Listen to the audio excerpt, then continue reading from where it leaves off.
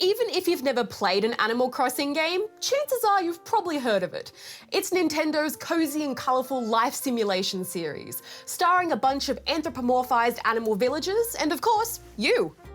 The latest installment in the series, Animal Crossing New Horizons, has enticed many to take up a virtual island life, including those who might not have otherwise considered themselves gamers.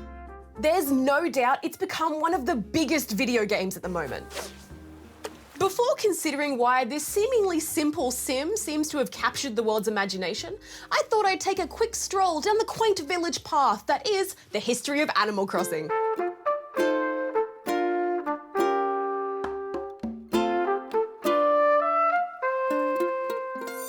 The very first Animal Crossing game technically wasn't an Animal Crossing game at all. It began as Dobutsu no Mori, or Animal Forest, a Japan-exclusive Nintendo 64 game released in 2001. One of the game's creators, Katsuya Eguchi, initially envisioned it as a social game, inspired by his own experience of moving to a new place and being far away from loved ones. One of the key parts of its development, though, included a very short-lived piece of hardware, the Nintendo 64 DD. The DD stands for Disk Drive, and it was a piece of gear designed to accompany the Nintendo 64. It would offer expanded save memory, as well as an early online service called RandNet. And crucially for Animal Crossing, or Forest, the Nintendo 64 DD was also capable of including an internal clock, opening up the possibility of using real time within its games. Though the 64 DD had a limited lifespan, releasing only in Japan in 1999 and then finding itself discontinued in 2001, Animal Forest nevertheless launched in Japan as a regular Nintendo 64 game. But the real-time clock remained, in a slightly altered form as part of the game's cartridge, and it wasn't long before an enhanced version of Animal Forest was ported to Nintendo's GameCube as Dobutsu no Mori E+, and released in Japan in late 2001. It arrived in North America in 2002 and Australia in 2003, with the title Animal Crossing. The next installment to grace our consoles would be Animal Crossing Wild World for the Nintendo DS. It was super popular and proved to be well suited to handheld gameplay. It also introduced touchscreen control and Wi-Fi capability, enabling you to visit your friends' towns. Jumping ahead to 2008 came the release of Animal Crossing Let's Go to the City, otherwise known as City Folk, on the Nintendo Wii. It used Wii Speak for the first time, allowing players to chat while playing together. Then came Animal Crossing New Leaf for the Nintendo 3DS in 2013. Here you're entrusted with the duties of the town mayor. New Leaf ushered in even more new characters, customization options, and amiibo. Over the years, the series has also spawned a number of spin-off games. Aside from the underwhelming Animal Crossing Plaza for the Wii U, which was more of a chat lobby than an actual game, 2015's Animal Crossing Happy Home Designer for Nintendo 3DS honed in on two key features: designing and decorating. That same year, we saw Animal Crossing Amiibo Festival for the Wii U, a Mario Party-style virtual board game of sorts. Many fans of the series were disappointed by this one, as it was not the full home console Animal Crossing experience they may have hoped for, and it seemed to be mostly designed to sell Amiibo. More recently, 2017's Animal Crossing Pocket Camp for mobile devices brought a stripped-back experience for a new mobile audience. Though it's a free-to-start game, it's rather reliant on in-game transactions, which isn't my cup of tea.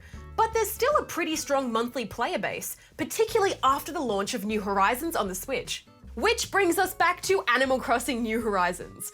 Released for the Nintendo Switch in March 2020, its setting is on a relatively deserted island.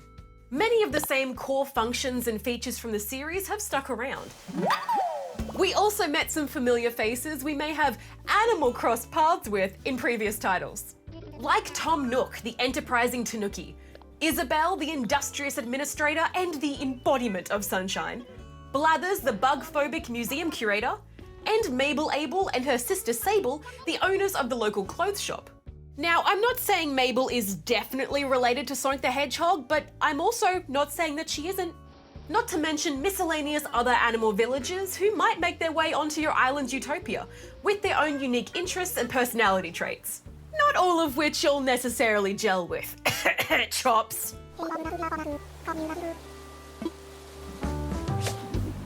And though this new edition is undoubtedly an evolution for the series, it's still kind of more of the same, gameplay-wise.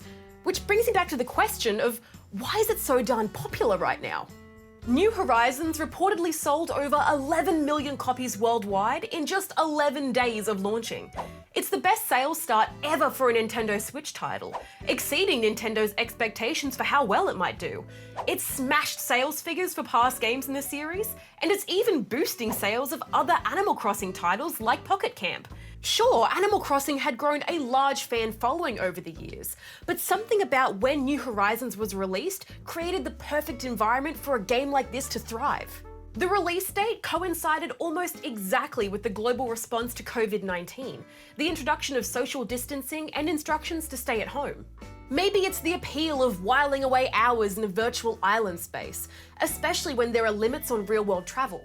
Or the wholesome and relaxing gameplay loop, the capacity for creativity, customization, decoration, and design.